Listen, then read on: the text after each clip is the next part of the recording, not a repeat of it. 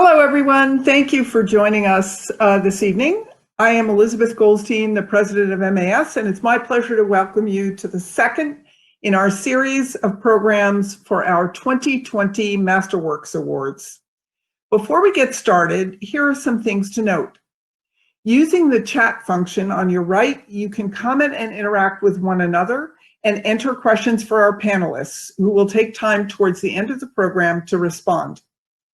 The MAS team has also posted additional tips into the chat for Demio. Our program today will run about 1 hour and is being recorded. A recording will be available later on our YouTube channel and Facebook page, where you can also view our past programs.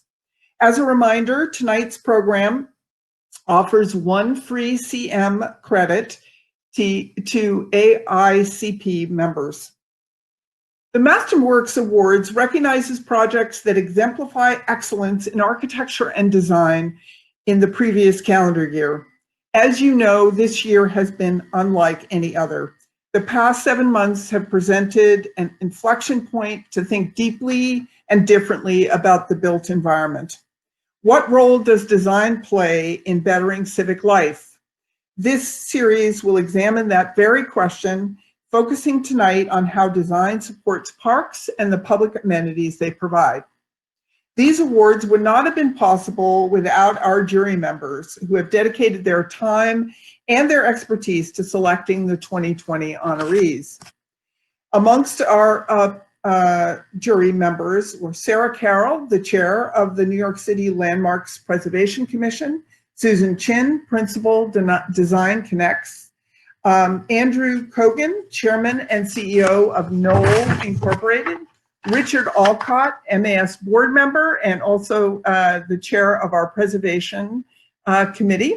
He is also a design partner at Ennead Architects. And Avinash Rajagopal, who is the editor-in-chief of Metropolis.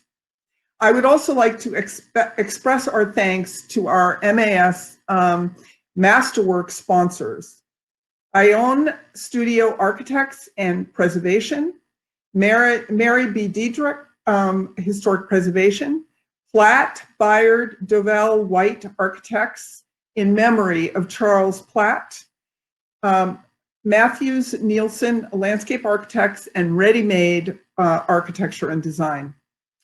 I am delighted that shortly we will learn about 2 of our 2020 MASterworks winners.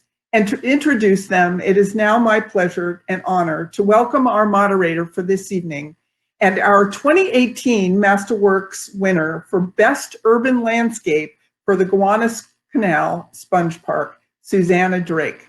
Susanna is a partner and principal founder of D-Land Studio, a leading multidisciplinary design firm with qualifications in both architecture and landscape architecture.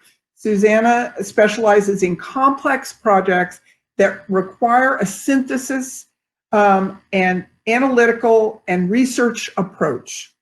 All of her designs engage diverse systems to create ecologically and socially progressive projects that are equally well-crafted and beautiful. In addition to the MASterworks Award, the Sponge Park also recently was awarded the Cooper Hewitt Design Award for Climate Action. Congratulations on that. Now, Susanna, I leave things in your capable hands. Let's get started. Well, thank you. I'm really delighted to be here, and thank you for that wonderful recognition of our Sponge Park project. I wanted to just give you an idea of what that project actually is all about, and a little bit about our process. So our methodology is really rooted in invention, and we do these kind of theoretical projects, and then ultimately do these focused design applications. And the Sponge Park is an example of one of those projects that started as a more theoretical project and then became something that was built and is hopefully a prototype for future interventions. So it's located in Gowanus, and it's the area was formerly a swamp, and the hydrology was changed over time with industry and with farming, and now that it's a very different kind of condition, and so we're really trying to restore some of that natural systems and the greenery to the site. And so this is an image of the built project, and I'll skip over that. And our ultimate goal is to then go back to the larger picture and green the whole neighborhood. But with that, I want to segue. This isn't about me, this is about our winners. And I want to segue to talking about our first winner, our first 2020 winner. We'll hear about, I'm going to turn my thing off. Okay, we're the Barrio Bait Station, designed by Jacobs Chang Architecture. This project is awarded for Best New Infrastructure. The MAS jury was impressed with how well thought out this pilot project was as a way to activate the Esplanade, describing it as a superior example of infrastructure on the micro scale, demonstrating a true appreciation for our waterfront. This ADA accessible fishing station includes a solar panel for evening lighting and can pump non-potable water, and it allows the public to both cut bait and measure fish. So cool. Now I think, Iana, you're sharing our award. Okay, and now to share more about the project, I'm pleased to introduce Sari Chang. Ms. Chang is a principal of Jacobs Chang Architecture. As a strategic problem solver, design innovator, and public advocate, she focuses on projects that have environmental and social impact while cultivating sustained individual, civic, and institutional relationships. Whether working on a project with New York City Parks Department, a company executive, or a family building a home, she brings the same collaborative leadership. Welcome, Sari. Thanks, Susanna. Really nice to see you again too after all these years. Susanna and I used to work together a few years ago. But I want to start by thanking the Municipal Art Society, Elizabeth, Iana, Jackie, and the jury members for recognizing this project. It's small but mighty, and we're really proud of the way it's been received in the community. I believe we as architects and designers can have an impact in our communities. I'm going to present the design we did for a bait station in East Harlem as an example of how one can become civically engaged. There are many paths to becoming involved, and one way is to start by attending your local community board meetings. Does it help to have a client? Probably, and in this case, I got involved with a civic advocacy group when a friend asked me to join the board of Esplanade Friends after she saw a design presentation I made for another community group. Among other things, Esplanade Friends organizes programming and public art projects. As you see on this map defined by the red line, the Esplanade is a long linear park along the East River, and the advocacy group wanted to serve the needs of the fishermen, as well as call attention to the neglect they saw along the northern stretches next to East Harlem.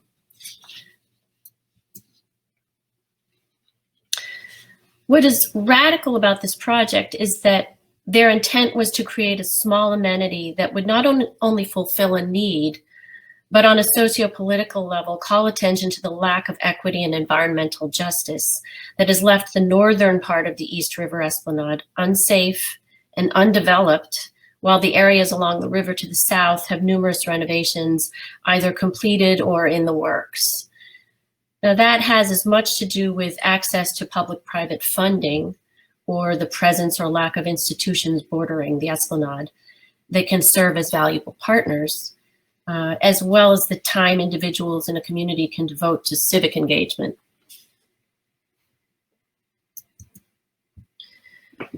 El Barrio fishermen have been requesting bait stations for decades, but few exist in the city.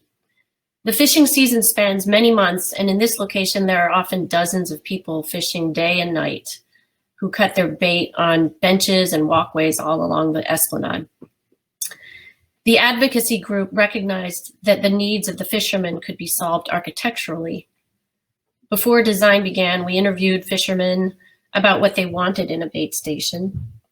And our challenge was to negotiate a design around the sea rail while leaving enough room along the narrow path for walkers, bikers, and joggers. El Barrio Bait Station is threaded through and tucked into the curve of the seawall. We helped the advocacy group successfully get a grant that promotes increasing accessibility along the waterfront and designed that with that intent. Ease of installation was also a factor. The bait station was built off-site and installed in a few hours. This is a really popular stretch for fishing at the confluence of waterways called Hellgate that bring various game fish at different seasons. The East River is actually a tidal estuary. Design considerations included not only fulfilling program needs, but determining a material that could resist vandalism and be low maintenance, and we chose Corten steel.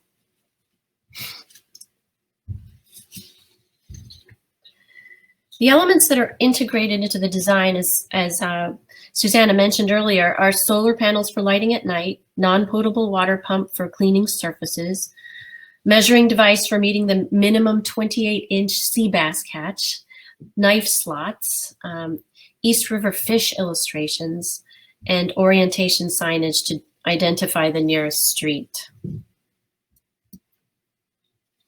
In this case, this one's at East 100th Street. So we have the 100 on the side of it. This was a prototype that we were able to get built and installed with relative ease through the Park Department's temporary public art program. The hope after this beta phase is to have many of these stations permanently lining the edge of the waterfront. The ambitions of the project started very modestly with relationship building among an assortment of organizations. I feel like as architects, we are armed with tools to help others visualize, reflect values, and build a narrative. I want to acknowledge the breadth of organizations and people who donated time and materials. As a project that began prior to the COVID crisis and Black Lives Matter protests, it illustrates the good citizenship from groups across New York City.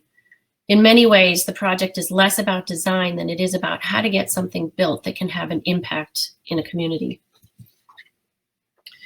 Perhaps one of the lessons we learned was that civic architecture need not be overly large to have an outsized impact. The expectations of this project were far surpassed once it was built, and the promise of El Barrio Bait Station has given it purpose beyond its utility.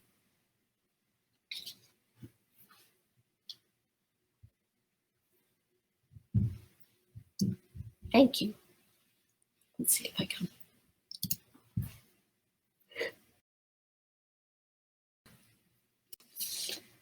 Suzanne, I think you're muted.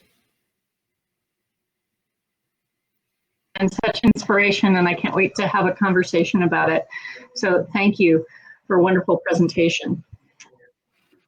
But now we're going to hear about the Fire Watchtower at Marcus Garvey Park, also known as the Mount Morris Fire Watchtower, and originally constructed in 1856. It was recently restored by Thornton Tomasetti, who I have to say I'm a big fan. We're often collaborators with you.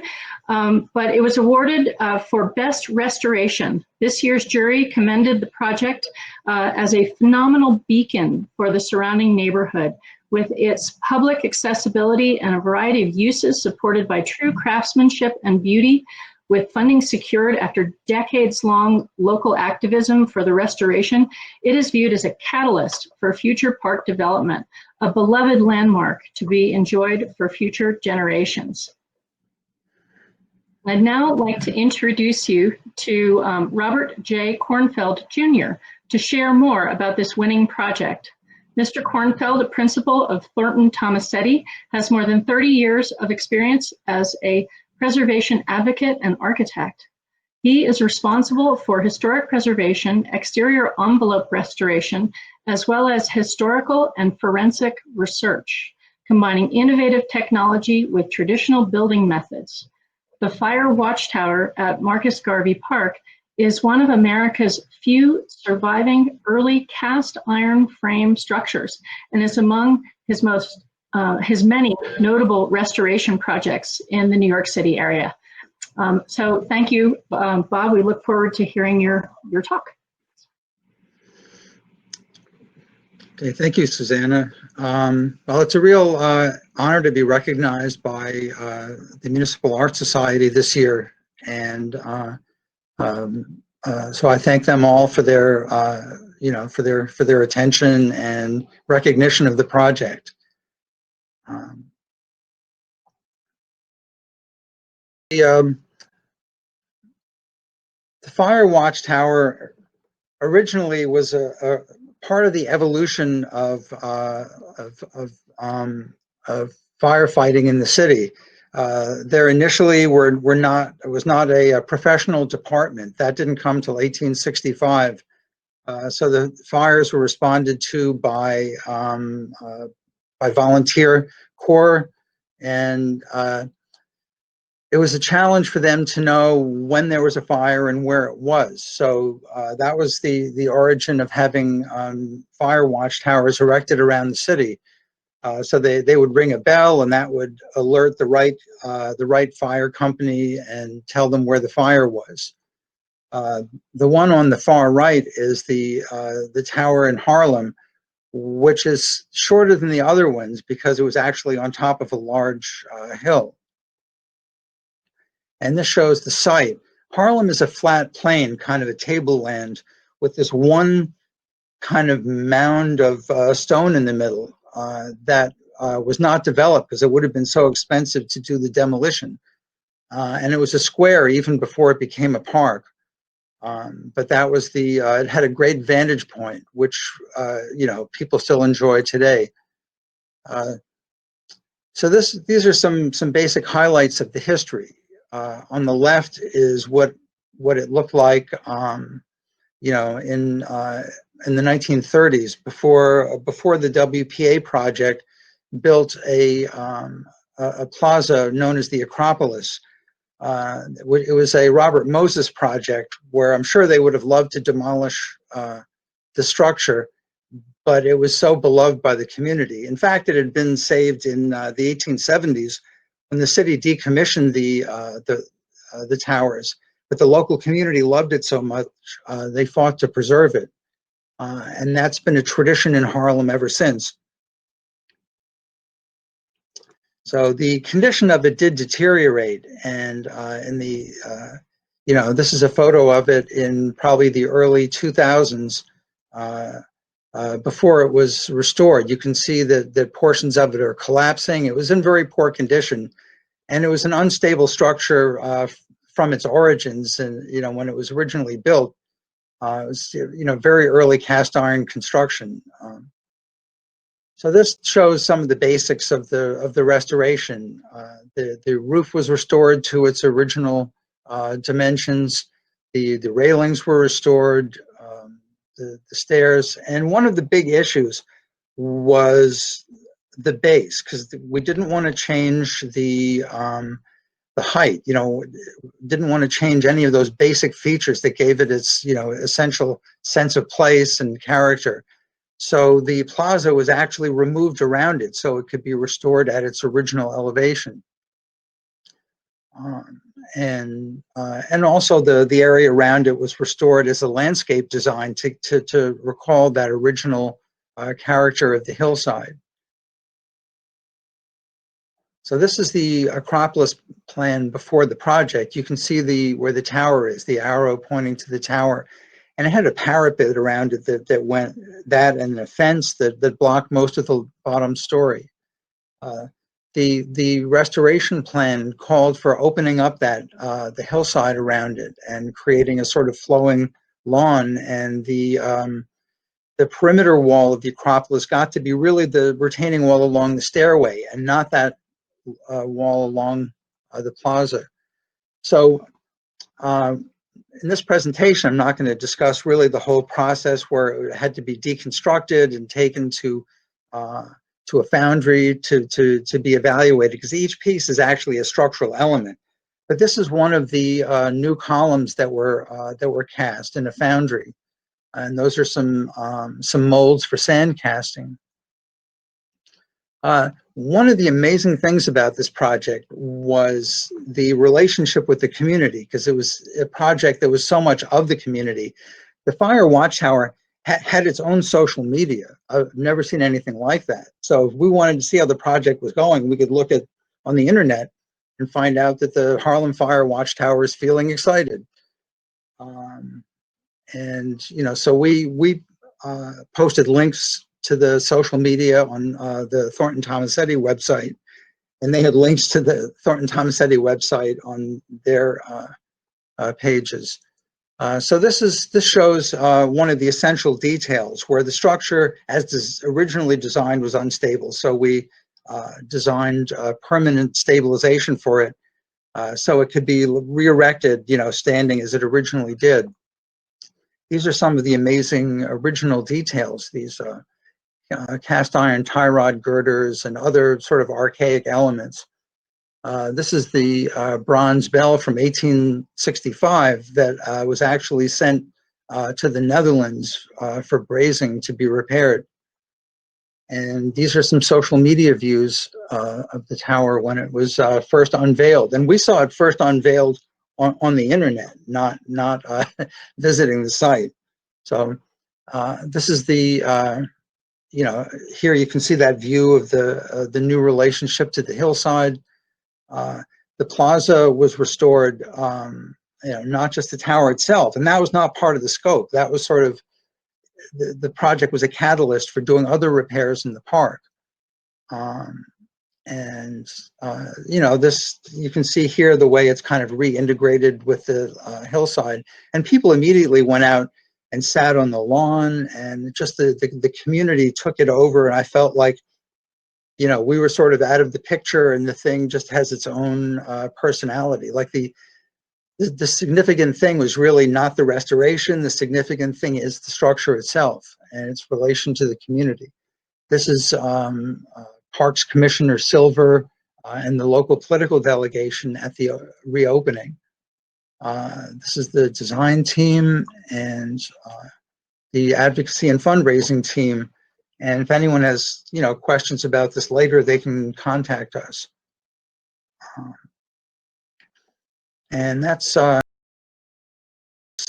for now, Susanna. If,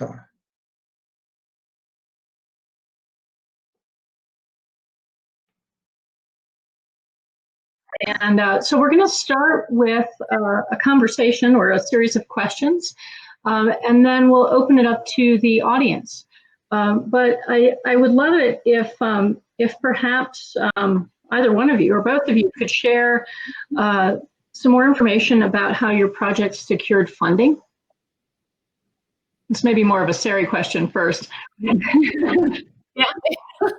Well, you know, I mentioned a little bit in the presentation, but it started with the seed money came from the Esplanade Friends, which is, the long name is Friends of the East River Esplanade, and they then worked with I've seen on the chat Roger of the El Barrio Fishermen Club, and he started lobbying to get this grant that he had found was about making the East River Esplanade more accessible.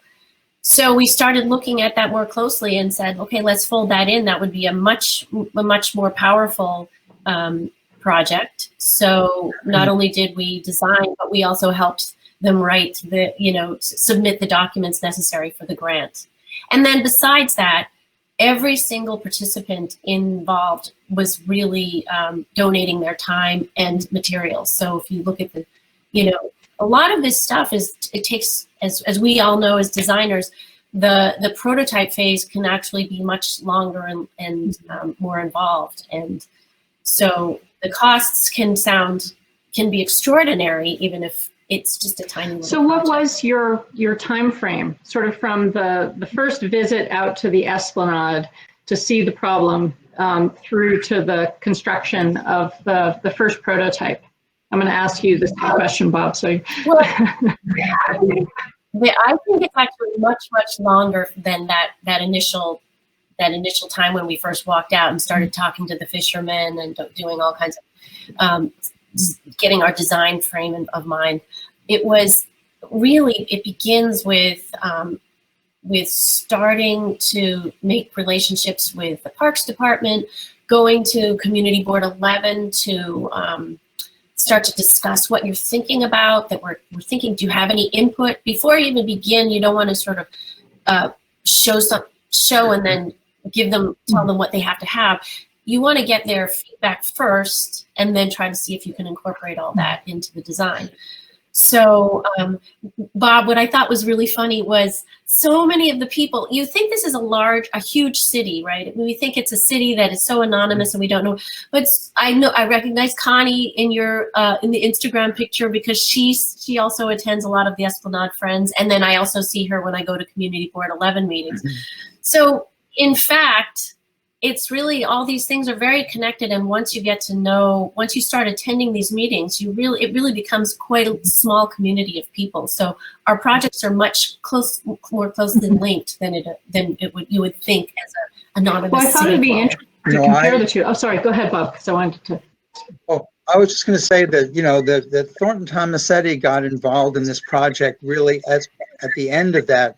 At the end of that process, really, we were not part of the advocacy period, which was long and complex.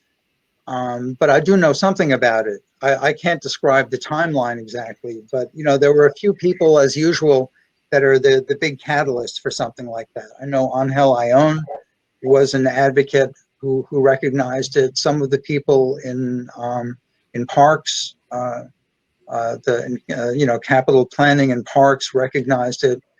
And it was something that, the Harlem community really reacted to it the same way that they did in 3 or 4 periods before, starting in the 1870s, that when they really recognized what it was, that they identified with it as something that symbolized the community. And, the local groups like Marcus Garvey Park Alliance, Mount Morris Community Park Improvement Association, the Community Board, people from the Parks Department, and they got funding, and it was a substantial amount of funding, because the project ended up being something in the neighborhood of $9 million. And I think, excuse me? Don't you think that it can be really shocking? I mean, I never answered the question of how long the actual design process. I would say maybe 9 months, the time it takes to birth a baby.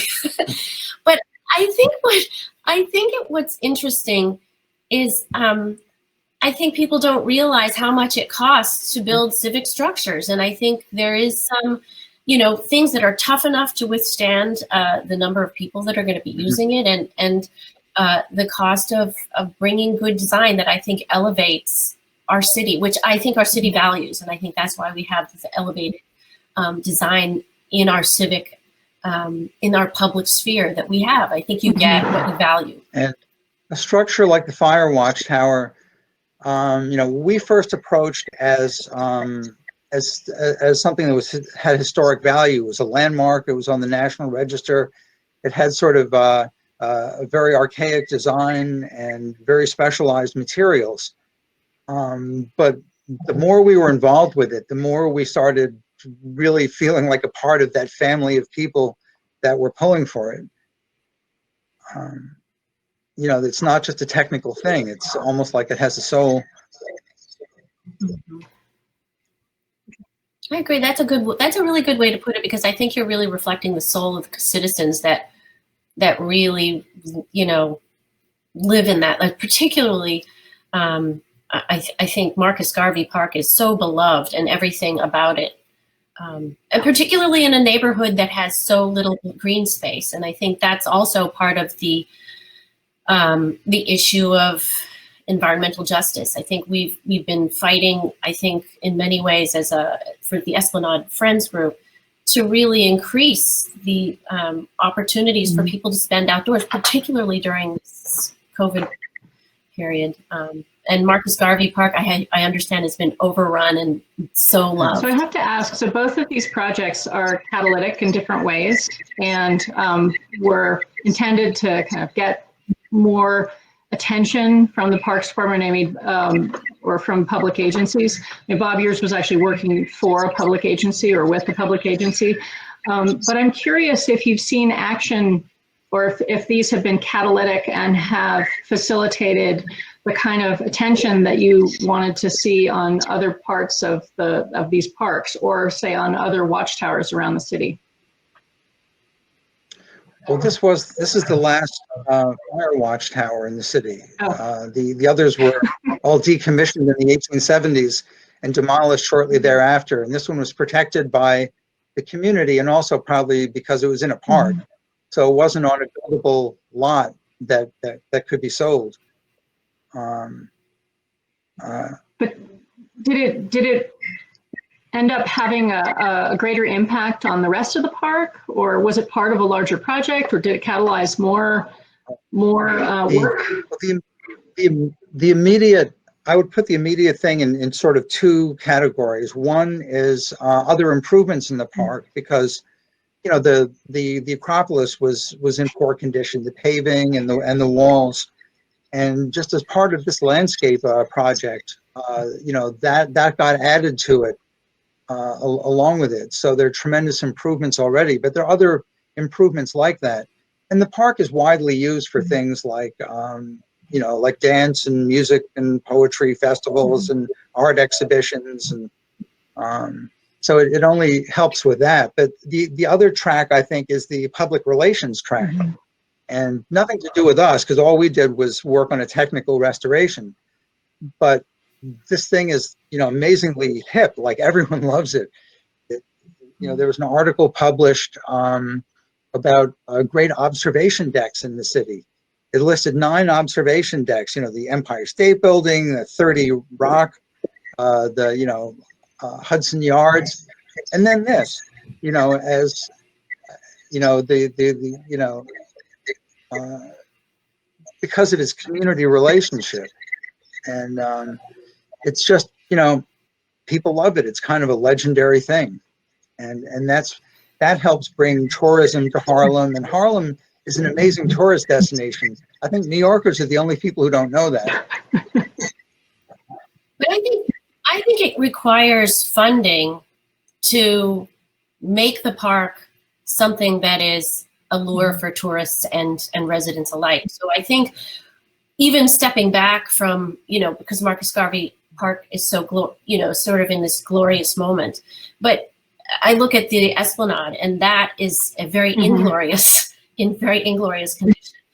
And we have a vision. I mean, we have worked on a number of projects along that stretch next to Harlem, and you know, there's the Pier 107 that's derelict and it's been condemned for a long time.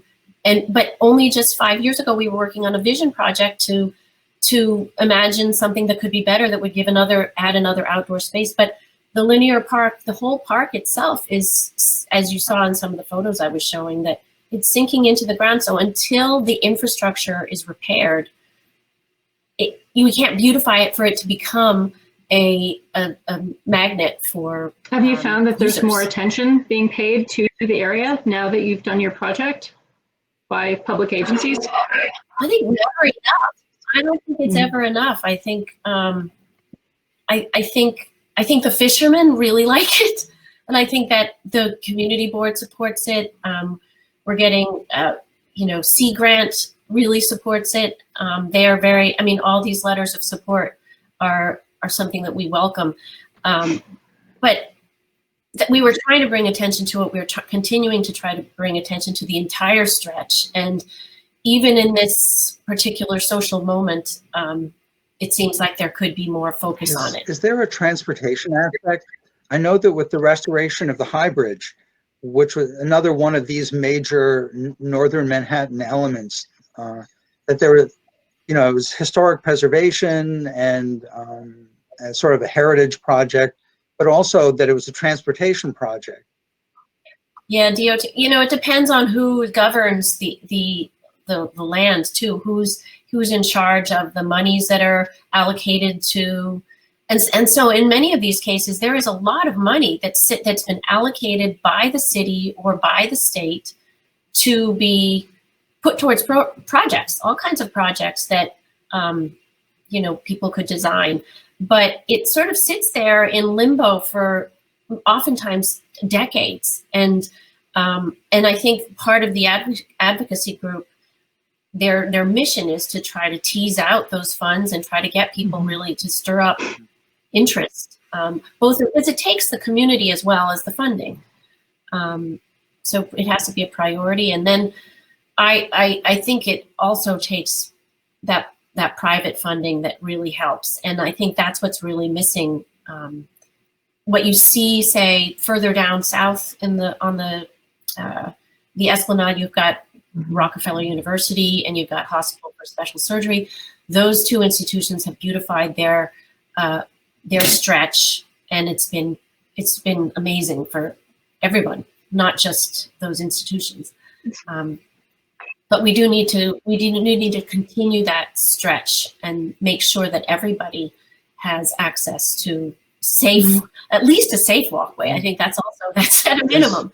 Is there a resiliency aspect to it? Because I know that a lot of the Sandy money though went further south, I think. In terms of resiliency, like the funding, or I guess, yeah, funding or engineering. well, there's I think there's been one opportunity that might work for the project, for your project, Sarah, is the Environmental Facilities Corporation. They have a fund where they're looking for replicable projects. It's a state fund, but we got that funding for the sponge park. And one of the things that they liked about it was that it was a replicable system. And so your project is a replicable system that could be deployed if you could get the Parks Department to, you know, buy into it, and you know, put in a number of different locations. So it seems like it might align well. And the EFC funding comes from money. It was actually related to the bottle bill, where the bottles aren't getting recycled enough, and so the state wasn't getting, or having to dole out the money from people, you know, exchanging their bottles or for cash. And so they had this big pot of money that came from charging more for sodas and for beer and for all whatever. And so they said, well, we better put this into doing some environmental good, because, you know, it's that's what it was for.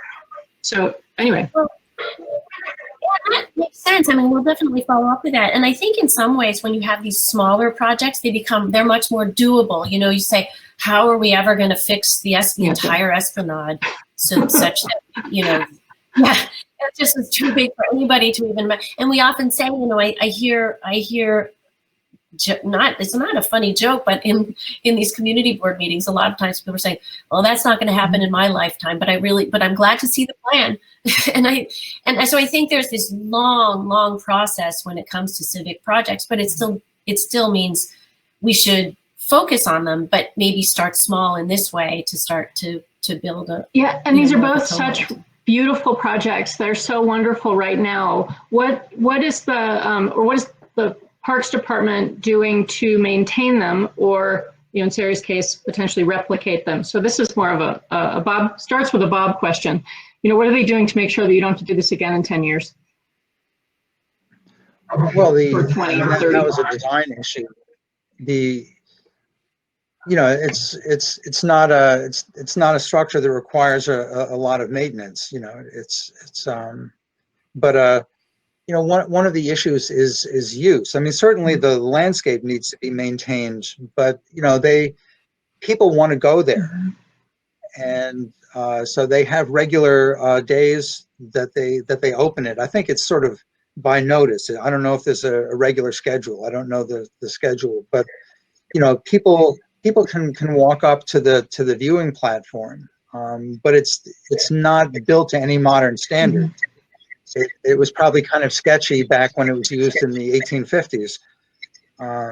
So you know, you need to have park rangers there supervising people, keeping it locked,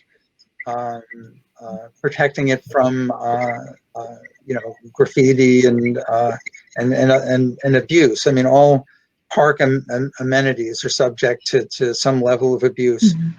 But it was rebuilt in a very robust way. And I guess the question is slightly different for Sarah, because yours is a temporary project, but like, how do we make it permanent? Like, how do we get these stations everywhere?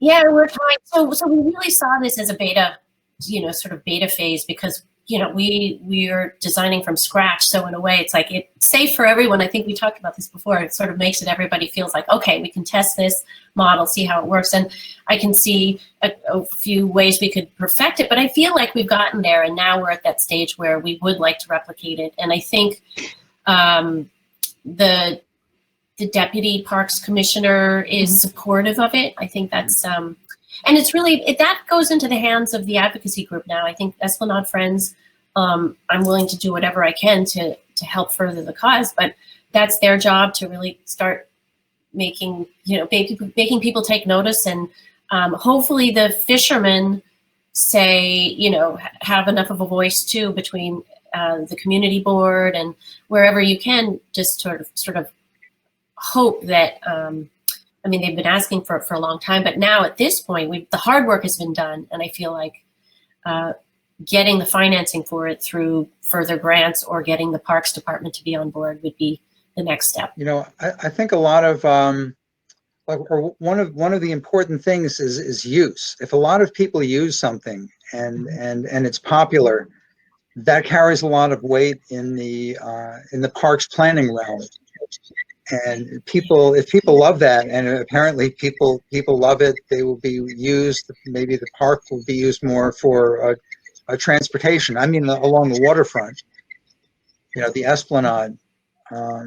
You know, things get more attention. They get more notice from people in the mayor's office.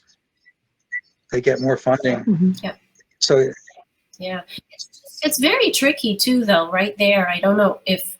I mean, I was just driving by there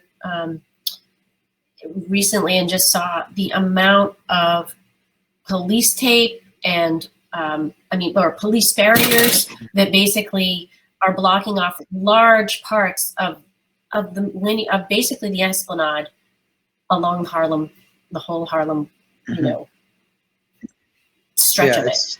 And it is somewhat of a chicken and egg kind of situation. It is. That's what I was just going to say. Exactly. I was just going to say it's definitely that. You know, this is small enough, so I think hopefully people would say, let's make the investment and put a few up. But then it is, you know, it's when it comes down to it, it's about the safety of the citizens. So makes sense. Well, hopefully you can leverage this wonderful award to get more attention for the whole area. But I think, unless you all have more comments that you want to bring to the table, I was thinking we should open it up to the public, to our chat. Sure. There is a question from Julia. Can either of you speak about how you think of design justice in the projects you take on? It strikes me that both of the projects that won this year, yay, are in low-income neighborhoods that are often bereft of comfortable and safe public space.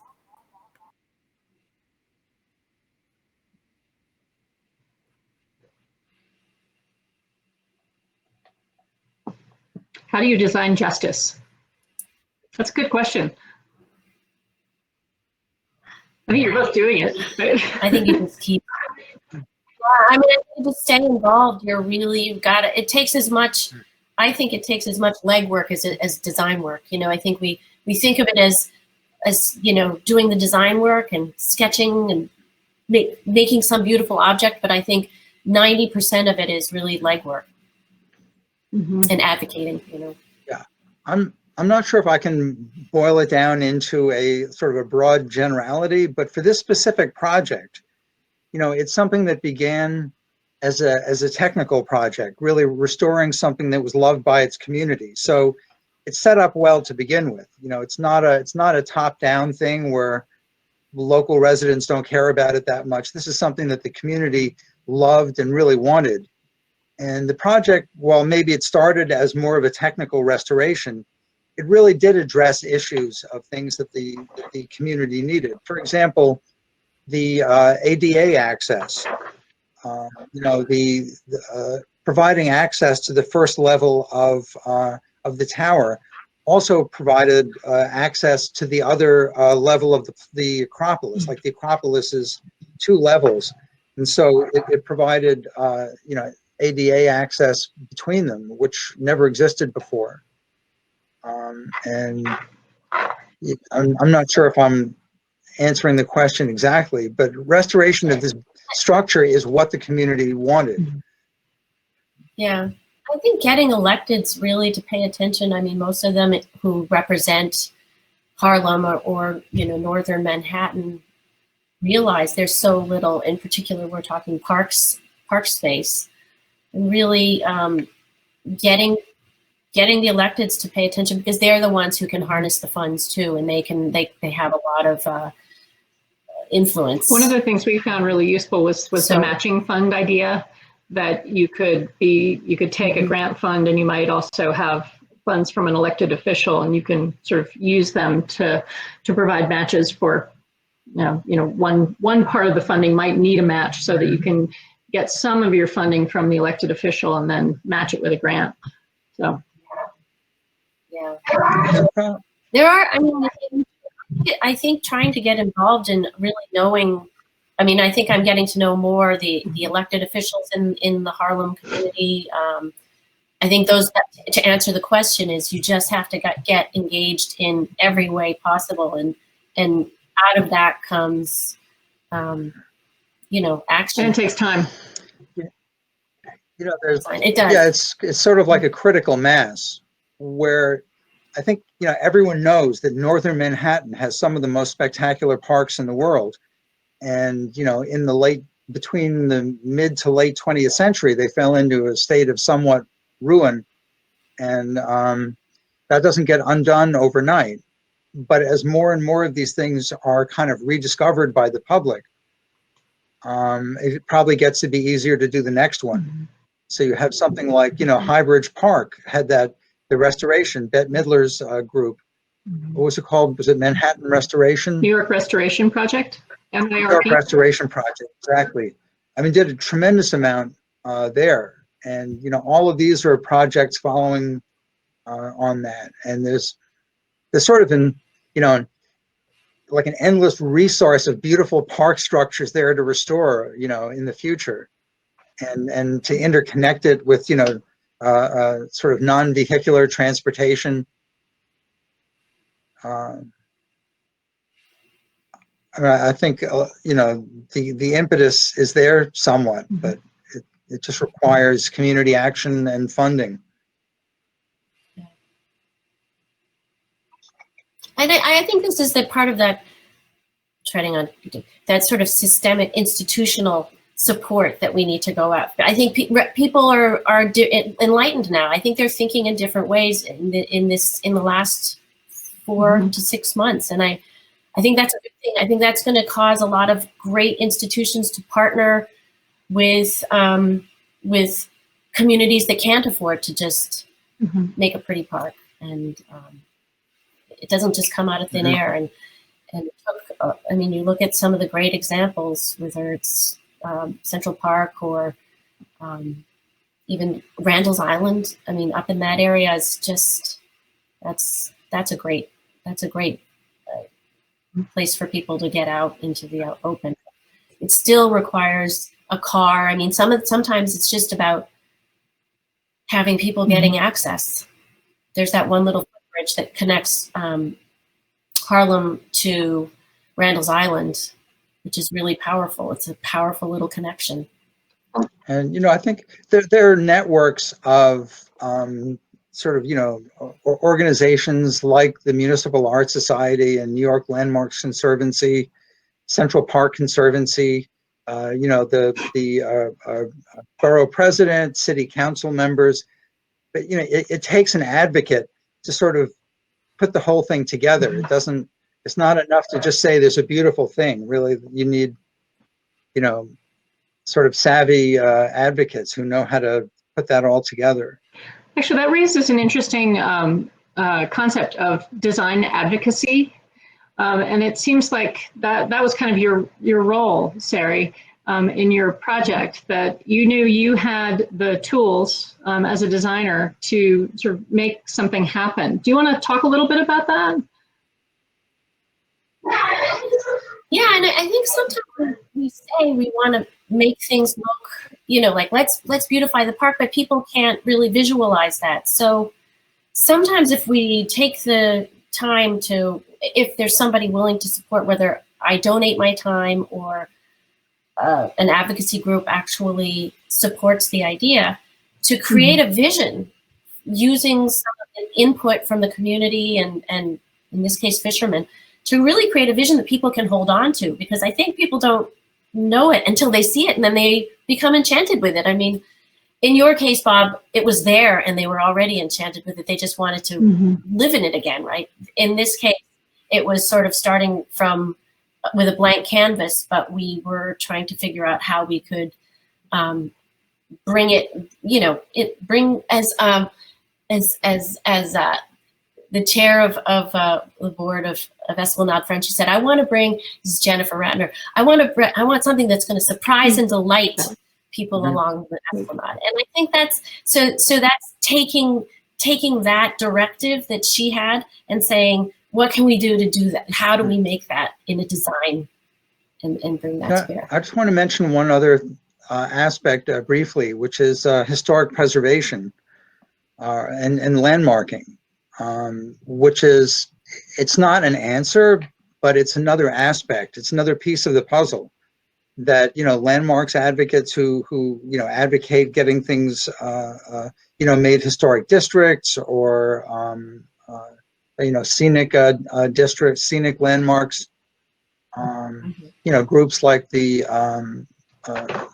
Historic Districts Council and other you know, landmarking advocates can assist with that, but that can be one element that can, you know, assist with fundraising and getting grants.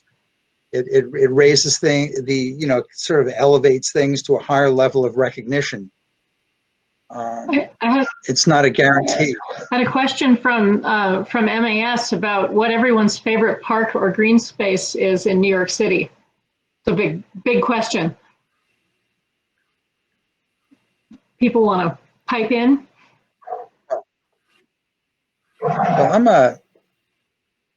I'm a you know, Old Croton Aqueduct advocate from way back. So I have to say that I'm fascinated by the way the aqueduct lands work and the whole sort of network of the Old Croton Aqueduct from Central Park all the way to the Yonkers, New York City line. That's great. I like, you know, I always have answers that are anti-architectural because, but I've spent a lot of the COVID crisis, I guess, or the quarantine in the North Woods, bird watching and doing things that I'd exploring that area in a way I never explored. And so I thought that was great. I will say I like Hunters Point in Queens. That's great. I thought that. It looks like in our answers from the audience, we have East River Esplanade, of course, double smiley face. And then we have Prospect Park, exclamation point. And then I have 2 Bush Terminal Park and Narrows Botanical Gardens in the, oh, she has 2, sorry. The Bush Terminal Park and Narrows Botanical Garden in Brooklyn. And let's see. I don't know, Flushing Meadows, Corona Park, Brooklyn Heights Promenade. I know who that is. Thank you, Erica. And Central Park and Shore Parkway Greenway Trail. They're so nice. They're all over the city. You know, I think a lot of people have their favorite neighborhood park, and then they have, of course, you know, everyone loves parks like Central Park, but you know, it's not everyone's front yard.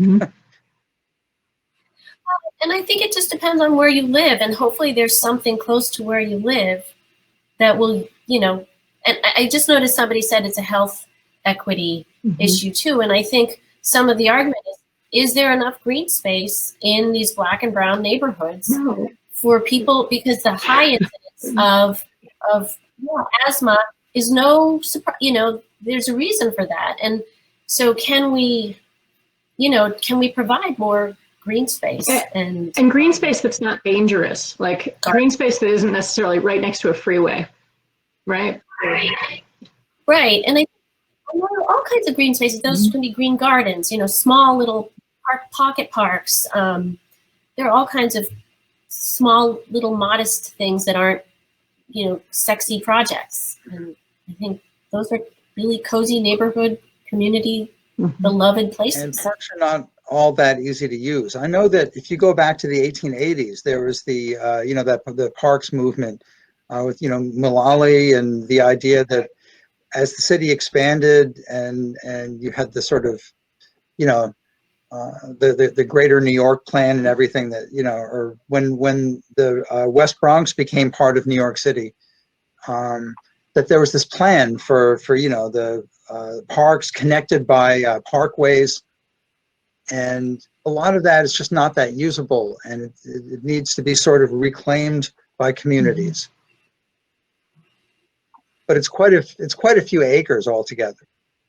Well, and I think as we see some of the impacts of climate change, we're going to have to rethink or be looking back at some of those larger network systems and thinking about how that kind of thinking might sort of help inform our future planning for where parks could be, right? And I think we do have to think about park equity. We don't have enough. It's not the kind of network that it should be for the number of people we have. So, you know, that requires maintenance, which is, you know, something we have to actually spend money on. or out of the box thinking. I'm working on a little collaboration now, which is kind of a new project, or well, it's actually a continuation. We're always continuing, with the artist Mary Mattingly, who decided to bring the basically food forests in the form of a barge, and she parks them in food desert neighborhoods and communities, and invites them to just forage and learn about growth and how plants grow. And so we're trying to do that same, you know, bring that same idea to, again, along the Esplanade. And I think that's a way of sort of creating park space and yet letting it float on the water. There's so, you know, there is a zero-sum game here. There is only a limited number of green spaces. So it is an interesting, you know, potential idea. There's certainly the potential to build more, but I think that the first move is really to reclaim what's there and make it beautiful, make it usable, you know, restore it and make it inviting. I think people don't realize how much public land there is, you know, that could be great parkland. It's true. It's true. Anna, do you have any more? Have you been following the questions? Are there any more that you want to read out, or does anybody want to read theirs out? We've got a couple of specific questions for Sari before I think we turn things over to Elizabeth. So kind of grouping them all together, have you heard interest from other groups or agencies in the city about installations for the bait stations? And what, could you reiterate what the cost was if it was to be replicated? So, well, that's a tricky question. I think there are people trying to gather together, and I think it's going to be spearheaded by Esplanade Friends to build this prototype and you know, get more out there. Did that answer your question? I'm not sure. I think we put the cost of it at, you know, if you had to really cost it out with the materials and I would say 15,000 is what it had been published, I think, in the paper, and I think that pretty much captures what it is. It doesn't capture the design, so all the, you know, the preliminary work that was done, which I think was all the people at the sort of the steel shop that I worked with. They put in so much time going back and forth with us, and it was just amazing. That's just donated time. But yeah, I'd say, you know, it's for a piece of civic furniture. It's got to be hardy, and it's got to be safe. And I think it's not a small cost, I guess I would say.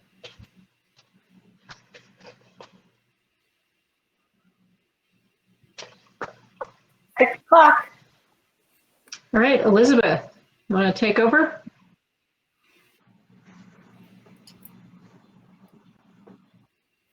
So much. This was such a wonderful conversation, and about such important in the day and age. The value of our public space and all these treasures that exist in the public realm, whether that's parks or other places, really are the things that make New York such a wonderful place to live. So congratulations to everyone on their awards. And thank you for your wonderful comments, and especially to Susanna Drake for masterfully moderating the conversation this evening. We're really thrilled to have you all with us. And congratulations to all the advocates who played such a significant role in bringing all these projects to fruition, including Angel AYON, who is a member of the MAS Preservation Committee, for his tireless interest in the preservation of the Watchtower. I'd also like to thank my colleagues at MAS, as always, for their extraordinary work in pulling this program together and managing the logistics for this evening. I hope that if you're not already a member of MAS, you'll consider joining. Your membership dollars help us continue to provide this kind of programming and to support our ongoing policy and advocacy work. Our last MAS MASterworks session will take place on October 27th on the topic of tourism and commerce, and will feature the TWA Hotel at JFK and the Essex Street Market line and the Standard Hotel. We hope that you will take a look at our website for additional information about that event and other upcoming events at mas.org/events. Thank you for joining us again. Have a wonderful evening, and we hope to see you next time.